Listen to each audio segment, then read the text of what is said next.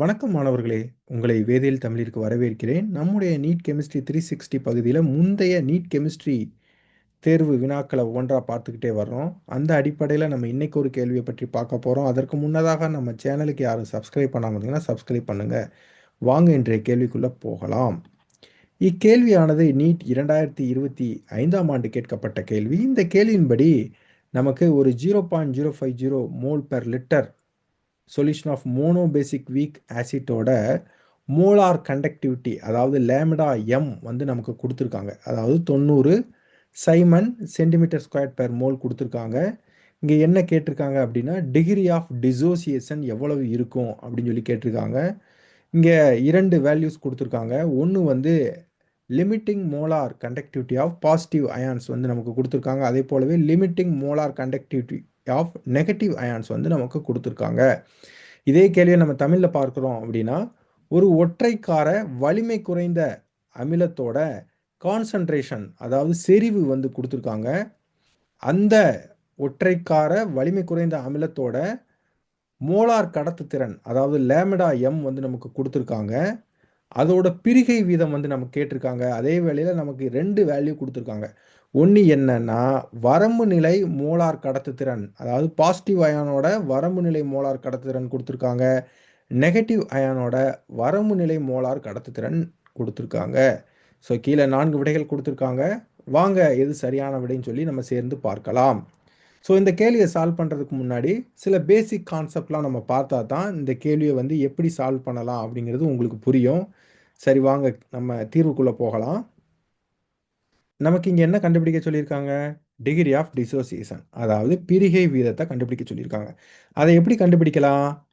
கோல்ராஸ் லா பயன்படுத்தி கண்டுபிடிக்கலாம். இந்த கோல்ராஸ் லா என்ன சொல்லுது அப்படின்னா, வீக் எலக்ட்ரோலைட், அதாவது இங்கே வந்து நமக்கு என்ன கொடுத்துருக்காங்க?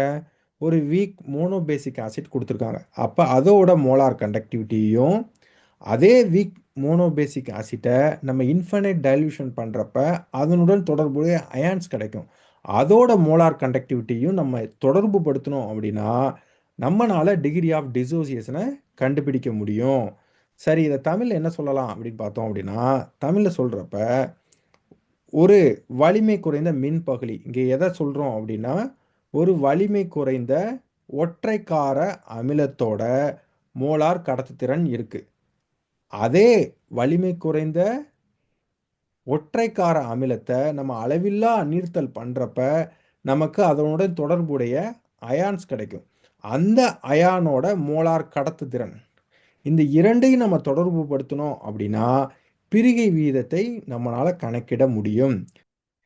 சரி, கோல்ராஸ் லா என்னன்னு சொல்லி பார்த்துடலாம். இந்த கோல்ராஸ் லா என்ன ஸ்டேட் பண்ணுது அப்படின்னா, at infinite dilution the limiting molar conductivity of an electrolyte is equal to the sum of the limiting molar conductivities of its constituent ions. So இதற்கு எடுத்துக்காட்டாக என்ன பார்க்கலாம் அப்படின்னா, ஒரு அசிட்டிக் ஆசிட் எடுத்துக்கலாம். ஒரு அசிட்டிக் ஆசிட் வந்து என்ன அப்படின்னு பார்த்தீங்கன்னா, ஒரு வீக் ஆசிட். அது எப்படி பிரியும்? அசிட்டேட் அயான்களாகவும் H+ ஆகவும் பிரியும். இப்போ நம்ம இன்ஃபைனைட் டைல்யூஷன் பண்ணுறோம். இப்போ இன்ஃபைனைட் டைல்யூஷன் பண்ணுறப்ப நமக்கு அசிட்டேட் அயான் கிடைக்கும், H+ அயான்ஸும் கிடைக்கும். இப்போ இந்த 2 அயான்ஸும் வந்து பார்த்தீங்கன்னா ஒன்றுக்கு ஒன்று இன்ட்ராக்ட் பண்ணாது. ஏன் அப்படின்னா நமக்கு அளவில்லா நீர்த்தல், அதாவது இன்ஃபைனைட் டைல்யூஷன் வந்து நம்ம பண்ணியிருக்கோம். அப்போ இந்த 2 அயான்ஸும் மேக்ஸிமம் பாசிபிள் கண்டக்டிவிட்டியை நமக்கு கொடுக்கும். அந்த மேக்ஸிமம் பாசிபிள் கண்டக்டிவிட்டியை தான் நம்ம என்ன சொல்கிறோம் அப்படின்னா லிமிட்டிங் மோலார் கண்டக்டிவிட்டி, அதாவது லேமிடா நாட் அப்படின்னு நம்ம சொல்லுவோம். ஸோ இந்த லேமிடா நாட் வந்து எதற்கு ஈக்குவல் அப்படின்னா, limiting molar conductivity of positive அயான்ஸும் limiting molar conductivity of negative அயான்ஸோட கூட்டுத்தொகை தான் லிமிட்டிங் மோலார் கண்டக்டிவிட்டி. ஸோ இதைத்தான் கோல்ராஸ் லா சொல்லுது. சரி, இதை தமிழில் சொல்லுவோம். தமிழில் எப்படி சொல்லலாம் அப்படின்னா, அளவில்லா நீர்த்தல்ல ஒரு மின் பகுளியோட வரம்பு நிலை மோலார் கடத்துத்திறன் அதன் பகுதி கூறு அயனிகளின் வரம்பு நிலை மோலார் கடத்துத்திறன்களின் கூட்டுத்தொகைக்கு சமம் அப்படின்னு சொல்லுது. அதாவது இங்கே மின் பகுளி அப்படிங்கிறது ஒரு ஒற்றைக்கார வலிமை குறைந்த அமிலம் அப்படின்னு நம்ம கன்சிடர் பண்ணிக்கலாம். அயனிகளின், அதாவது பாசிட்டிவ் அயனோட கடத்துத்திறனையும் நெகட்டிவ் அயனியோட கடத்துத்திறனையும் நம்ம கூட்டணும்னா நமக்கு கிடைக்கக்கூடியது வரம்பு நிலை மோலார் கடத்துத்திறன். சரி, இப்போ நம்ம கேள்வியில் பார்த்தோம் அப்படின்னா நமக்கு இங்கே கேள்வியில் கொடுத்துருக்காங்க. அதாவது வரம்பு நிலை பாசிட்டிவ் அயானோட கடத்துத்திறன் கொடுத்துருக்காங்க. அதே போல் வரம்பு நிலை நெகட்டிவ் அயனிகளோட கடத்துத்திறன் கொடுத்துருக்காங்க.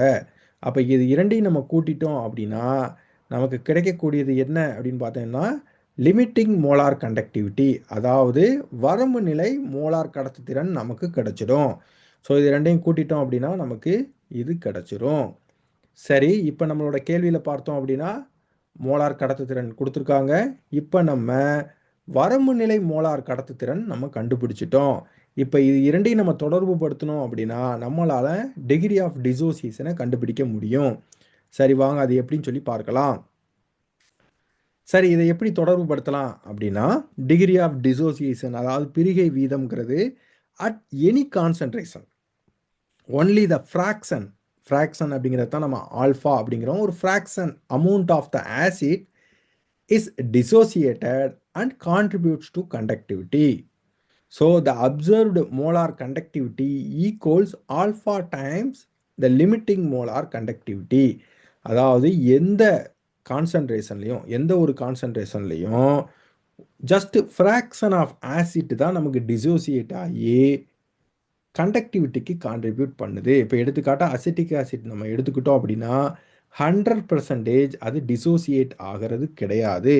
ஒரு ஆல்ஃபா ஃப்ராக்ஷன், ஒரு fraction of amount of the acid தான் நமக்கு டிசோசியேட் ஆகி நமக்கு கண்டக்டிவிட்டிக்கு கான்ட்ரிபியூட் பண்ணுது. அப்போ நம்ம அப்சர்வ் பண்ணக்கூடிய மோலார் கண்டக்டிவிட்டி எதற்கு சமமாக இருக்கும் அப்படின்னா ஆல்ஃபா டைம்ஸ் லிமிட்டிங் மோலார் கண்டக்டிவிட்டிக்கு சமமாக இருக்கும். சரி, இதை ஈக்குவேஷனில் சொல்கிறதுக்கு முன்னாடி நம்ம தமிழில் எப்படி சொல்கிறது அப்படின்னு சொல்லி பார்த்தலாம். எந்த செறிவிலும், அதாவது எந்த கான்சன்ட்ரேஷன்லையும் அமிலத்தில் சிறிதளவு மட்டுமே, அதைத்தான் நம்ம என்ன சொல்கிறோம்னா ஆல்ஃபா அப்படின்னு சொல்கிறோம், அமிலத்தில் சிறிதளவு மட்டுமே பிரிந்து கடத்துத்திறனுக்கு பங்களிக்கிறது. எனவே கவனிக்கப்பட்ட மோலார் கடத்துத்திறனானது ஆல்ஃபா மடங்கு வரம்பு நிலை மோலார் கடத்துத்திறனுக்கு சமம். சரி, இதை ஈக்குவேஷனில் பார்க்கலாம். இப்போ லாமிடா எம் அப்படிங்கிறது நமக்கு மோலார் கடத்துத்திறன் equal to alpha times of வரம்பு நிலை மோலார் கடத்துத்திறன், அதாவது லிமிட்டிங் மோலார் கண்டக்டிவிட்டி. இப்போ நம்ம ஆல்ஃபா தெரியணும் அப்படின்னா இந்த ஈக்குவேஷனை நம்ம ரீஅரேஞ்ச் பண்ணணும் அப்படின்னா நமக்கு ஆல்ஃபா கிடச்சிரும். அப்போ alpha equal to lambda M divided by lambda nought, அதாவது மோலார் கடத்துத்திறன் டிவைட் பை வரம்பு நிலை மோலார் கடத்துத்திறன். இதை ஆங்கிலத்தில் எப்படி சொல்லலாம்? Molar conductivity divide by limiting molar conductivity. சரி, நம்ம முந்தைய ஸ்லைட்லேயே நம்ம கண்டுபிடிச்சி வச்சுருந்தோம். இப்போ நமக்கு மோலார் கண்டக்டிவிட்டி நமக்கு கொடுத்துருக்காங்க 90 சைமன் சென்டிமீட்டர் ஸ்கொயர் பெர் மோல்னு. அதே இது நம்ம லிமிட்டிங் மோலார் கண்டக்டிவிட்டி, அதாவது வரம்பு நிலை மோலார் கடத்துத்திறன் நம்ம முந்தைய ஸ்லைடில் கண்டுபிடிச்சிருந்தோம். அது 400 Simon centimetre square per mole. இப்போ இது இரண்டையும் நம்ம டிவைட் பண்ணோம் அப்படின்னா இங்கே இருக்கக்கூடிய யூனிட்டும் இந்த யூனிட்டும் கேன்சல் ஆகிடும் முதல்ல. இப்போ இதை இரண்டையும் நம்ம டிவைட் பண்ணோம்னா நமக்கு கிடைக்கக்கூடியது 0.225. அதாவது அப்போ இதோட மீனிங் என்ன அப்படின்னா ஒன்லி 22.5% ஆஃப் இந்த வீக் மோனோபேசிக் ஆசிட் டிசோசியேட் ஆயிருக்கு அப்படிங்கிறது நமக்கு தெரிய வருது. அடுத்து நம்ம இங்கே முக்கியமாக கவனிக்க வேண்டியது என்ன அப்படின்னா இங்கே பார்த்தீங்க அப்படின்னா வரம்பு நிலை மோலார் கடத்துத்திறன், அதாவது limiting molar conductivity 400 Simon centimetre square per mole நமக்கு கிடைச்சிருக்கு.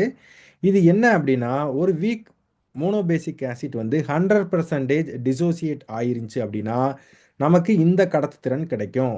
அதாவது 100% அது பிரிஞ்சிருச்சு அப்படின்னா நமக்கு இந்த கடத்துத்திறன் கிடைக்கும். ஆனால் நமக்கு கொடுக்கப்பட்ட கான்சன்ட்ரேஷனில் நமக்கு இந்த அதாவது 90 siemens centimetre square per mole தான் நமக்கு கிடைச்சிருக்கு.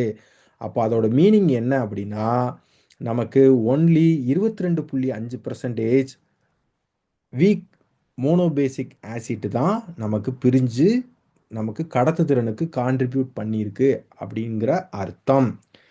அடுத்து நம்ம இங்கே இன்னும் முக்கியமாக என்ன தெரிஞ்சுக்கணும் அப்படின்னா, நமக்கு வீக் மோனோபேசிக் ஆசிட், அதாவது ஒரு வீக் ஆசிட் அல்லது வீக் எலக்ட்ரோலைட் கொடுத்துருந்தாங்க அப்படின்னா, ஆல்ஃபா எப்பவுமே 0லேருந்து 1க்குள்ள தான் கிடைக்கும். இதே இது ஒரு ஸ்ட்ராங் எலக்ட்ரோலைட் அல்லது ஸ்ட்ராங் ஆசிட் கொடுத்துருந்தாங்க அப்படின்னா, நமக்கு ஆல்ஃபா எப்பவுமே 1ஆக இருக்கும். சரி, நம்ம கேள்விக்குள்ள போகலாம். இதுவரைக்கும் நம்ம விவாதிச்ச ஒரு அடிப்படையில் பார்க்குறப்ப, கீழே கொடுத்துருக்கக்கூடிய விடைகள்ல சரியான விடை என்ன அப்படின்னு பார்த்தீங்க அப்படின்னா, ஆப்ஷன் 4 தான். கேள்வியில நமக்கு டிகிரி ஆஃப் டிசோசியேஷன் கேட்டிருந்தனால, நம்ம இதோட ஸ்டாப் பண்ணிட்டோம். சில நேரங்கள்ல நமக்கு கேள்வியில என்ன கேட்கலாம் அப்படின்னா, டிசோசியேஷன் கான்ஸ்டன்ட், அதாவது KA கேட்கலாம். அப்படி டிசோசியேஷன் கான்ஸ்டன்ட் கேட்டிருந்தாங்க அப்படின்னா, நம்ம ஆஸ்ட்வால்ட் டைல்யூஷன் லா பயன்படுத்தினோம் அப்படின்னா, நம்மனால டிசோசியேஷன் கான்ஸ்டன்ட் கண்டுபிடிக்க முடியும். அதோட ஃபார்முலா என்ன அப்படின்னு பார்த்தோம் அப்படின்னா, KA equal to C alpha squared 1 minus alpha. So alpha நம்ம முன்னாடியே பார்த்தோம் எப்படி கண்டுபிடிக்கிறது அப்படின்னு சொல்லி. அடுத்து நம்ம பார்த்தோம் அப்படின்னா, இங்கே C கொடுத்துருக்காங்க. நம்மளோட கேள்வியில கான்சன்ட்ரேஷன் கொடுத்துருக்காங்க. அப்ப இதெல்லாம் நம்ம சப்ஸ்டிட்யூட் பண்ணிட்டோம் அப்படின்னா, நமக்கு KA, அதாவது டிசோசியேஷன் கான்ஸ்டன்ட், அதாவது பிரிகை மாறிலி நம்ம கண்டுபிடிக்கலாம்.